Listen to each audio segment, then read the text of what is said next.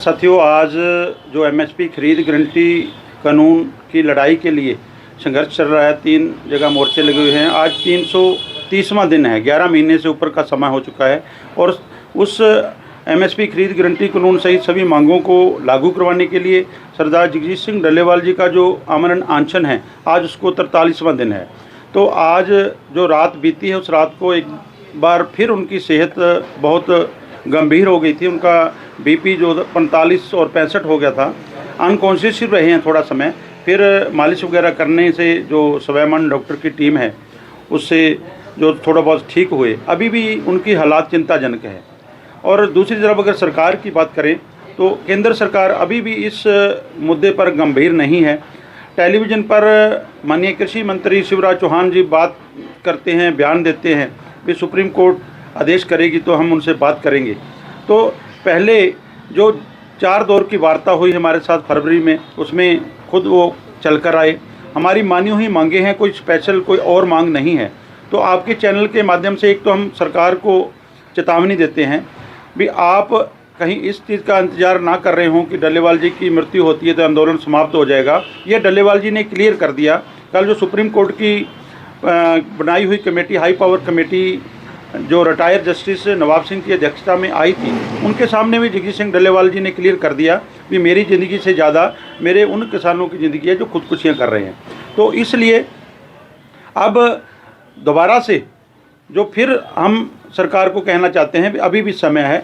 उस हमारे किसान नेता जो ज़िंदगी और मौत की लड़ाई लड़ रहा है, आप द्वारा किए गए वादों पर जो लड़ाई लड़ रहा है, एमएसपी खरीद गारंटी कानून की लड़ाई है, तो उसके लिए दोनों मोर्चों ने, खनौरी मोर्चे से और शंभू मोर्चा, रतनपुरा मोर्चा, जो 3 जगह रखे हैं, आने वाली 10 जनवरी को देश भर में लगभग 7 लाख के करीब गांव हैं। पूरे देश के हर गांव में जिस तरह डल्लेवाल जी की जो कुर्बानी है, जो शहादत की ओर बढ़ रहे हैं, हर चूल्हे तक उनकी बात पहुंची हुई है। उसी तरह आने वाली 10 जनवरी को देश भर में मोदी सरकार के पुतले जलाए जाएंगे। तो आप के चैनल के माध्यम से सभी से प्रार्थना है, हरियाणा वासियों से, सिरसा जिले के वासियों से भी, आप बड़ी गिनती में इकट्ठे होकर 10 जनवरी को मोदी सरकार के पुतले फूकें, जिससे जगजीत सिंह डल्लेवाल जी को जो ताकत है मजबूत होगी और हमारा मोर्चा है और जीत की ओर बढ़ेगा। तो अब इस जो सिरसा की बात करें, हरियाणा की बात करें, जो 4 जनवरी को महापंचायत हुई थी, उसमें बड़ी गिनती में हरियाणा से भी लोग पहुंचे हैं, पूरे देश भर से लाखों लोग पहुंचे हैं। तो एक ऐतिहासिक इकट्ठ था जो कि आपके कैमरों में भी शायद पूरा कैद नहीं हो पाया होगा। कई किलोमीटर तक जो किसान मजदूर और आवाम पहुंचे थे, उस सभी का धन्यवाद। तो आने वाले समय में भी जब भी कोई कॉल आती है, आप उस कॉल के ऊपर पहरा दें और ज़्यादा से ज़्यादा गिनती में दिन रात वहाँ पर आंदोलन चल रहा है, दिन रात पहरे चल रहे हैं, तो बड़ी संख्या में वहाँ पहुँचने का काम करें। क्या मानते हैं, बीजेपी कह रही है कि पंजाब सरकार को इसमें दोषी मान रही है? हाँ, दोषी मान रही है बीजेपी। देखिए, बीजेपी को अपने गिरेबान में झांकना चाहिए।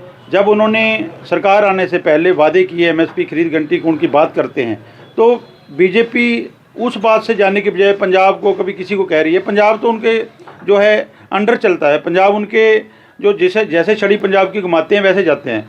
30 दिनों तक कोई नहीं आया। 29 तारीख को जो भगवंत मान ट्वीट करते हैं, 30 को उनका कैबिनेट आता है, जब सुप्रीम कोर्ट एक्सेप्ट करता है। उससे पहले पंजाब सरकार ने भी हमारे आंदोलन को जो ध्यान नहीं दिया। शुभकर्ण शहीद हुआ, FIR तक नहीं कटेगी। भगवंत मान सरकार और बीजेपी एक ही है, एक ही होकर किसानों को दबाना चाहती हैं। लेकिन किसान अब उस मांग पर अडिग है। एमएसपी खरीद गारंटी कानून तक जारी रहेगा। डल्लेवाल जी ने क्लियर कर दिया है भी मेरी दोनों तरफ जीत है।